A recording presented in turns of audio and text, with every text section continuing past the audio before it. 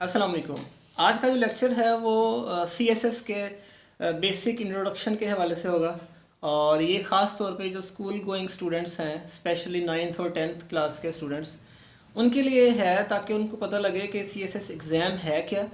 वो अभी से उसके लिए मेंटली अपने आप को प्रिपेयर करें अगर वो सिविल सर्विस में आना चाहते हैं। और यानी उनको आज पता लगे कि ये एग्ज़ाम है क्या, कौन इसमें अपीयर हो सकता है, क्या क्राइटेरिया है। ये सारी चीज़ें जो है आज हम इसको डिस्कस करेंगे। अच्छा, CSS एग्ज़ाम जो है, सबसे पहले CSS का एब्रीवेशन आपको बताओ। सेंट्रल सुपीरियर सर्विस, यानी कि ये पाकिस्तान की जो है वो सबसे एक आला और बेहतरीन सर्विस के लिए ये एग्ज़ाम होता है और फेडरल यानी वफाकी लेवल पे होता है। हमारा एक इदारा है FPSC, federal public service commission. ये इदारा इस एग्ज़ाम को कंडक्ट करवाता है। अच्छा, ये एग्ज़ाम जो है वो हर साल एक दफ़ा होता है, आम तौर पे फरवरी के अंदर। और अब इस साल से ये है कि इसके लिए एक प्री टेस्ट होता है, यानी एक एंट्रेंस टेस्ट आप समझ लें वो होता है। उसके बाद फिर ये एग्ज़ाम जो है वो लिया जाता है।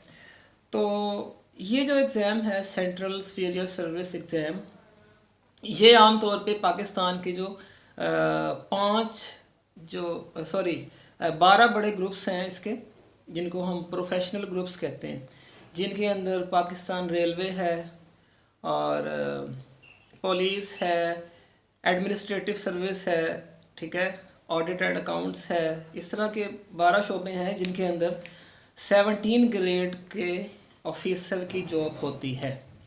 और आपने जो सुना होगा ना, AC, DC और ASP वगैरह, ये जितने भी जो ऑफिसर्स हैं ये इस एग्ज़ाम के थ्रू अपॉइंट किए जाते हैं। अच्छा, जैसे मैंने बता दिया कि ये जो एग्ज़ाम है वो हर साल एक बार होता है और आमतौर पे फरवरी या मार्च के अंदर होता है। अब हम बात कर लेते हैं इसके क्राइटेरिया की। तो हर वो स्टूडेंट जिसने ग्रेजुएशन मुकम्मल कर ली है, यानी ग्रेजुएट जब वो हो गया है, उसके बाद वो ये एग्ज़ाम दे सकता है। अच्छा, ये जो एग्ज़ाम है ये किसी बोर्ड या यूनिवर्सिटी का एग्ज़ाम नहीं है। ये एक ख़ास कमीशन हासिल करने के लिए या जॉब हासिल करने के लिए एक मुकाबले का इम्तिहान है, जिसके अंदर आपने अपीयर होना होता है। अब उसके लिए आपकी तैयारी 1 साल में होती है, 6 माह में होती है या 2 साल में होती है, वो आप पे डिपेंड करता है। उसके बाद आप इस एग्ज़ाम के अंदर अपीयर होते हैं। ये किसी बोर्ड या यूनिवर्सिटी के लेवल पे नहीं होता। इसके अंदर ये भी नहीं होता कि आपकी सप्ली आ गई है, क्या वो आप एक सब्जेक्ट में आप फेल हो गए हैं तो आप दोबारा से उसको कर लेंगे, नहीं। इसमें नॉकआउट एग्ज़ाम है, यानी एक भी सब्जेक्ट आपका फेल होता है तो आप इस एग्ज़ाम से बाहर हैं। आप नेक्स्ट ईयर फिर नए सिरे से पूरा एग्ज़ाम जो है वो देंगे। अच्छा, इसका तरीक़ाकार ये होता है कि एक तो एग्ज़ाम होता है इसके अंदर 1200 नंबर्स का। उसके बाद फिर इसका एक बड़ा डिटेल्ड इंटरव्यू होता है। दोनों स्टेप्स के बाद फिर एक साइकोलॉजिकल असेसमेंट भी होती है और उसके बाद फिर सिलेक्शन होती है या फिर रिजेक्शन होती है। अच्छा, इसके अंदर ग्रेजुएशन जब आपने कर लिया तो फिर आप ये एग्ज़ाम जो है वो दे सकते हैं। और यहाँ पे एक और अहम बात कि आपकी फ़ील्ड कोई भी है, दुनिया जहान के जो कि इसके सब्जेक्ट्स हैं वो पाए जाते हैं, जो उसमें आपने जिसमें भी आपने ग्रेजुएशन की है, वो इंग्लिश है, मैथ है, साइंस का कोई सब्जेक्ट है, कोई भी शोबा है, उसमें आप ग्रेजुएशन करने के बाद आप ये एग्ज़ाम दे सकते हैं। इसमें कोई यानी ऐसा नहीं है कि साइंस वाला ही अपीयर होगा या सिर्फ आर्ट्स वाला अपीयर होगा। इसके बहुत सारे शोबे हैं। जिस तरह इसी तरह से आप किसी भी फील्ड में ग्रेजुएशन कर लेते हैं तो आप इसमें अपीयर हो सकते हैं।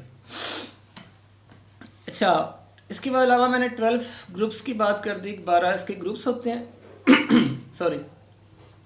तो 12 ग्रुप्स के अंदर आप जो है वो जाते हैं। अब इसका भी मेरिट बनता है। सबसे ऊपर एडमिनिस्ट्रेटिव जो ग्रुप है, पाकिस्तान एडमिनिस्ट्रेटिव सर्विसेज, उसमें है। फिर फॉरेन सर्विसेज ग्रुप है, पाकिस्तान पुलिस सर्विस है, ठीक है।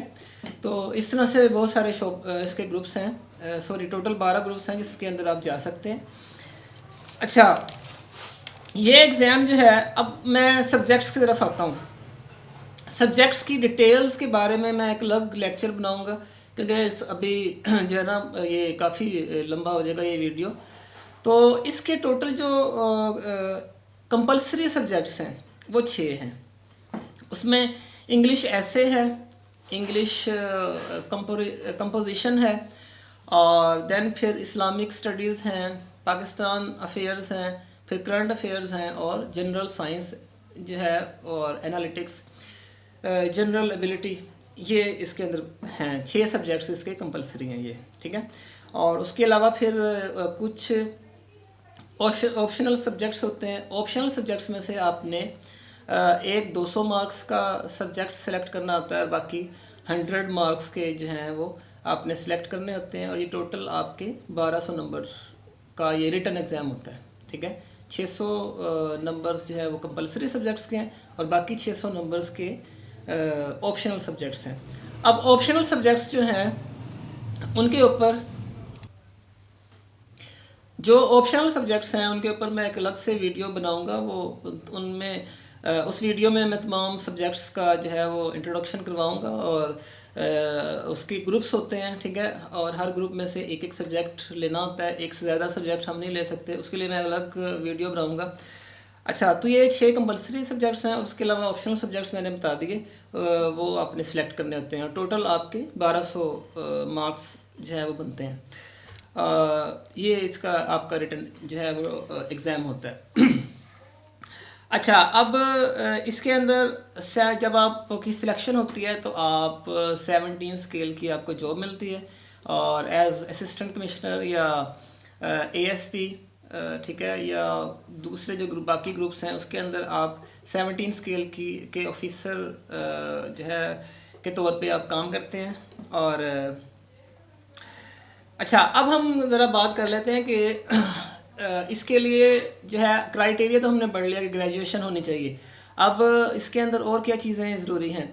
एक तो ये कि अगर आपका ये माइंड है कि आप CSS में पीएच होना चाहते हैं, तो आप अभी से ये अपने आप को प्रिपेयर कर लें कि आपकी जो इंग्लिश है वो बड़ी अच्छी होनी चाहिए, सही है।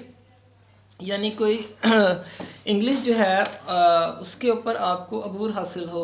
अबूर हासिल होने से मुराद ये है कि आपकी जो ग्रामर है वो बड़ी स्ट्रॉन्ग होनी चाहिए, आपको क्लैरिटी हो तमाम चीज़ों की, ठीक है।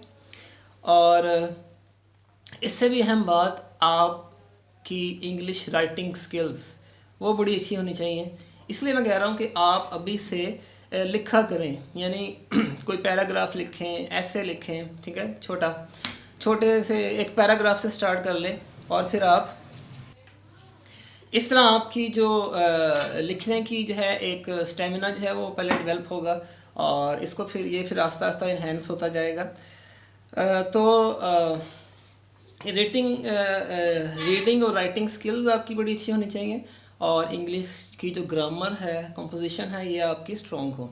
अच्छा, उसके लिए ज़रूरी है कि आप मैट्रिक लेवल से ही जो है इंग्लिश को बड़ा डीपली उसकी ग्रामर को पढ़ें और समझें, अपने कंसेप्ट क्लियर करें।